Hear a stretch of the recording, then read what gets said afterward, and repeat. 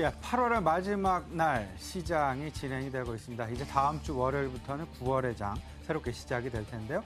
특히나 9월의 장을 놓고서 변동성이 그 어느 때보다도 확대될 가능성이 높다라는 그런 전망 지금 현재 많이 나오고 있는 상황입니다. 그런 속에서 변동성에 영향을 줄 수 있는 매우 중요한 요소, 다시 말씀을 드리면 그 부분, 경제 지표일 가능성. 그 경제 지표에 대해서 어떤 현상들이 시장 내에서 체감이 나올 수 있을지 한번 같이 오늘 한번 생각을 해보도록 하겠습니다. 일단 미국에서 나오는 경제 지표, 어젯밤에 발표된 미국의 그 경제 지표 수정치 매우 긍정적으로 나왔습니다. 그 경제 지표에 대한 개선세 지속되고 있습니다. 하지만 시간이 가면 갈수록요, 일단은 기저 효과에 대한 고민이 좀 필요해 보이는 그런 상황이 곧 전개될 것이다라는 생각 좀 가져봅니다. 그 기저 효과 관련해서 다소간 경제 지표가 가지고 있는 숫자의 왜곡 현상, 어떤 부분들이 가능할지 한번 같이 생각을 좀 해보면서요. 전체적으로 기저 효과의 영향을 상대적으로 솔직히 말해서 다시 말씀드리면 시장 내 체감 효과를 더욱더 많이 가져다 줄 지역과 좀 덜 가져다 줄 지역, 그런 부분들 좀 나눠서 생각을 좀 해보면 어떨까. 오늘 한번 신승용의 애프터눈 시간에서 준비를 해봤습니다. 일단 미국의 경제지표 개선세 지속되고 있다는 것, 우리 시청자들 다들 동감하시리라 생각을 합니다. 어제 발표된 GDP 확정치 2.5% 증가로 발표가 됐죠. 그리고 더 나아가서요, 다음 분기부터는 이제 무형자산이 포함될 것이다라는 것. 이제 그 우리 시장 내에도 서서히 무형자산에 대한 관심이 조만간 늘어날 가능성이 매우 높다라는 것도 꼭 염두하시고, 포트폴리오의 한편에는 무형자산과 관련된 종목들 조금씩은 관심을 좀 가져나가셔야 되겠다라고 다시 한번 좀 말씀드리고 싶습니다. 경제지표 개선이 계속되고는 있지만 어쨌든 물가와 고용 관심을 계속 가져야 되겠다 말씀드려보겠습니다. 이제 기저효과 한번 생각을 좀 해보겠습니다. 영어로 얘기하면 베이스 이펙트라고 흔히들 얘기를 하죠. 성장률을 얘기할 때 전년 동기 대비, 그리고 전 분기 대비, 전월 대비 얘기를 많이 하고 있습니다.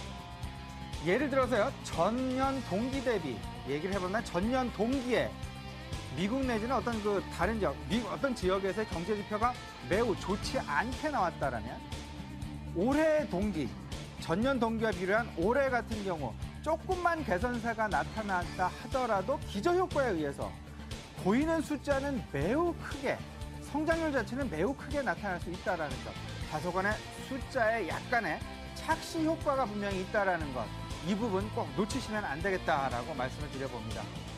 문제는요, 미국의 경제지표의 개선, 실질적으로 보이기 시작한 시점, 그리고 숫자가 나타난 시점이 4분기였다라는 것.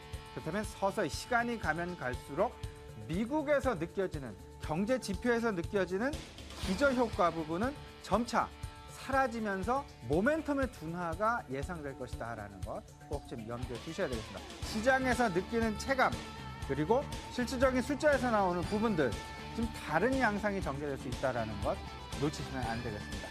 근데 반면에요, 기저효과가 좀 지속되는 지역이 있을 수 있습니다.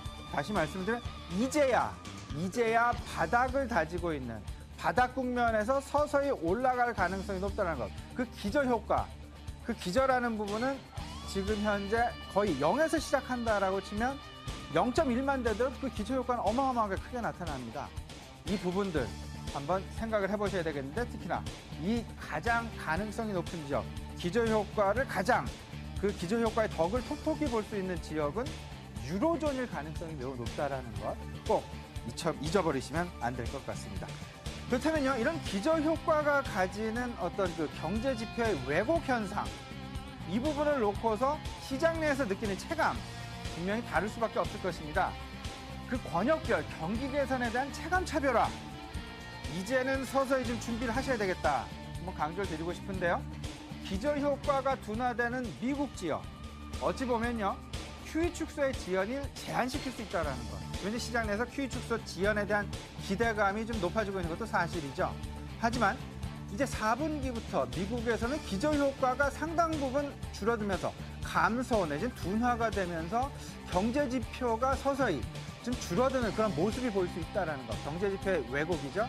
이런 부분들로 인해서 QE 축소가 오히려 어려울 수도 있습니다. 따라서 시장 내에서, 그러니까 미국 정부에서는 오히려 QE 축소를 기저효과가 나타나는 시절 이전에 기저효과의 덕을 톡톡히 볼 수 있는 그 시점에 아마도 QE 축소의 가능성이 높아질 수 있다는 점, 이 부분도 꼭 좀 생각을 해보시면 어떨까 싶습니다.